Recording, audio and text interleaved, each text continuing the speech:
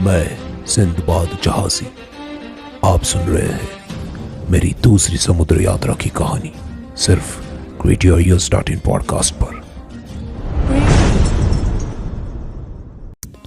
अब सिंदबाद ने अपनी दूसरी यात्रा के बारे में सिंदबाद हमाल को कहानी सुनाना शुरू किया। अपनी पहली यात्रा के बाद मैंने काफी धन वापस कमा लिया था और अब मैं वापस यात्रा करने के लिए बेचैन हो रहा था। इसीलिए मैंने फिर सामान खरीदने बेचने का काम शुरू किया और फिर से एक टापू से दूसरी टापू की ओर यात्राएं करने लगा। इस तरह यात्राएं करते हुए एक सुंदर टापू पर पहुंचे जहां पर घने वृक्ष, पेड़ पौधे, नदियां और पशु पक्षी थे, लेकिन उस टापू पर हमें एक भी इंसान दिखाई नहीं दिया। मैं उस टापू पर घूमा और खाना खाकर सो गया। जब मैं जागा तब मुझे वहां कोई आदमी दिखाई नहीं दिया। मैंने देखा कि जहाज तो चला गया और किसी ने मुझे साथ ले जाने के लिए नहीं जगाया। इस तरह मैं इस सुनसान टापू पर अकेला रह गया। मैं बुरी तरह सदमे में आ गया क्योंकि उस समय मेरे पास ना कुछ खाने को था और ना ही कपड़े थे। मैं सोचने लगा, पिछली बार तो मैं बच गया था, लेकिन अब कोई बचने का तरीका नहीं रहा। मुझे अपने आप पर गुस्सा होने लगा और उस टापू पर मैं किसी तरह आगे बढ़ने लगा। आगे जाकर मैं एक पेड़ पर चढ़ गया और आसपास देखने लगा, शायद कोई नजर आ जाए। तभी मुझे कुछ दूर पर एक सफेद चीज दिखाई दी। मैं पेड़ से नीचे उतरकर उस दिशा में आगे बढ़ने लगा। उसे करीब से देखने पर पता चला कि वो एक विशाल गुंबद था जिसमें अंदर जाने के लिए कोई दरवाजा नहीं था। मैं उस पर चढ़ भी नहीं सकता था क्योंकि वो बहुत चिकनी सतह थी। इसीलिए मैं जहां खड़ा था वहां उस गुंबद पर एक निशान कर दिया और उसकी पर्दी मापने लगा जो पूरे 50 कदम थी। अब शाम हो गई थी और अंधेरा छाने लगा था। मैंने सोचा कि बादलों के कारण अंधेरा हुआ होगा, लेकिन वो तो गर्मी का समय था। मैंने ऊपर देखा तो ऊपर कोई बादल नहीं बल्कि एक विशाल पक्षी उड़ रहा था जिसके पंखों से सूरज दब गया। उसी समय मुझे एक पुरानी कहानी याद आ गई जो मैंने यात्राओं में सुनी थी कि किसी टापू पर एक विशाल पक्षी हाथियों को खा जाता था। मुझे अब यकीन हो गया था कि वो गुंबद उस विशाल पक्षी का अंडा था।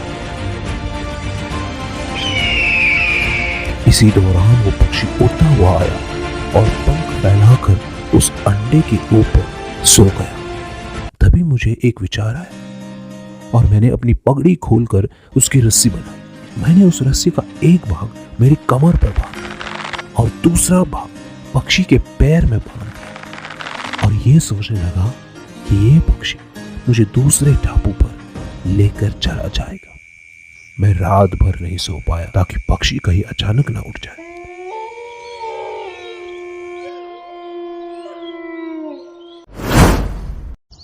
अब सुबह वो पक्षी उठ गया और उड़ने लगा। मैं भी उसके साथ उड़ने लगा।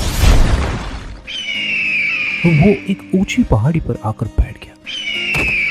मैंने तुरंत अपनी रस्सी ढीली कर ली और चुपके से वहां से निकल पड़ा। उस पक्षी की चोंच में एक सांप था जिसे वो लेकर उड़ गया। अब मैं आसपास घूमकर देखने लगा तो मुझे पता चला कि वो एक विशाल पर्वत है जिसकी चोटी भी मुझे दिखाई नहीं दे रही थी। अब मैं फिर बेचैन हो गया और अपने भाग्य को दोष देने लगा। इससे अच्छा कि मैं उसी टापू पर रहता जहां खाने पीने के लिए कुछ चीजें तो थी, लेकिन यहां पर ना पेड़, ना फल और ना नदियां दिखाई दे रही थी। अब मुझे खतरा महसूस होने लगा। अब मैं उस गाड़ी के नीचे उतरने लगा। मुझे रास्ते में कीमती जवाहरात, खजीने और हीरे मिले, लेकिन उससे भी खतरनाक वो जगह विषीले सांपों से भरी पड़ी थी। जिनका आकार ताड़ के पेड़ जितना बड़ा था। वे केवल रात को बाहर आते थे, जबकि दिन में उन पक्षियों के डर से वो बिल में घुस जाते थे। मैंने वह दिन तो आसानी से गुजार लिया, लेकिन रात को सोने के लिए जगह ढूंढी। अब मैं अपना जीवन बचाने के लिए खाना और पानी ढूंढने लग गया। मुझे एक गुफा दिखाई दी, जिसके मैं अंदर घुस गया। मैंने सोचा कि ये जगह रात गुजारने के लिए सही जगह है और सुबह यहाँ से चला जाऊंगा। अब मैं जैसे ही गुफा के अंदर गया, मुझे एक विशाल सांप अपने अंडों पर सोता हुआ दिखाई दिया। अब मेरी हालत तो वैसी हो गई, इधर खाई तो उधर कुआं। फिर भी मेरे आसपास कोई चारा नहीं था, इसीलिए मैंने वहां पूरी रात जागते हुए बिताई।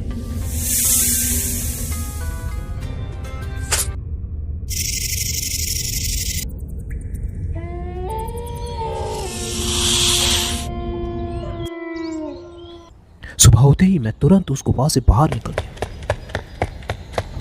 अब मेरा भूख और डर के मारे बुरा हाल हो गया था। बाहर घूमते हुए मुझे एक मरा हुआ विशाल जानवर बड़ा दिखाई दिया। उसके करीब कोई नहीं जा रहा था। अब मुझे वापस अपनी यात्राओं में सुनी कहानी याद आई, जिसमें हीरो की तलाश में लोग ऐसे टापुओं पर आ जाते थे और उसको मारकर उसके मांस को घाटी की गहराई में फेंक देते थे, जिसे गिद्ध के सहारे वो हीरो को दूसरे देश में भेज देते थे। इसीलिए मैंने जब उस जानवर को देखा तो बहुत सारे हीरे मैंने अपनी जेब में भर लिए और अपने चारों ओर मांस लपेटकर मरे हुए समान सो गया।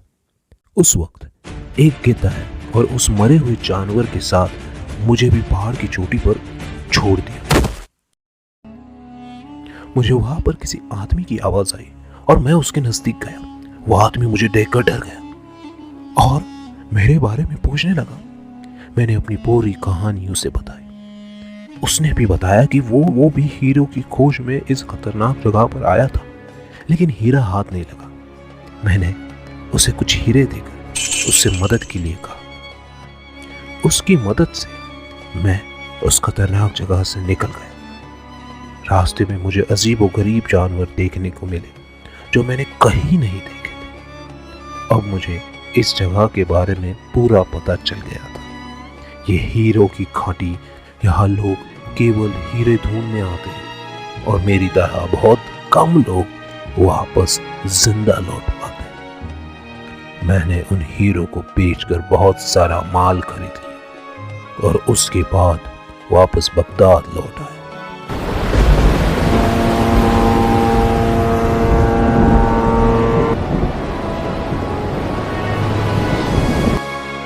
मैंने घर लौटकर सभी रिश्तेदारों को खूब सारे तोहफे दिए, क्योंकि इन्हीं लोगों की दुआ से इतने खतरनाक हालातों से भी मैं बचकर निकल आया था।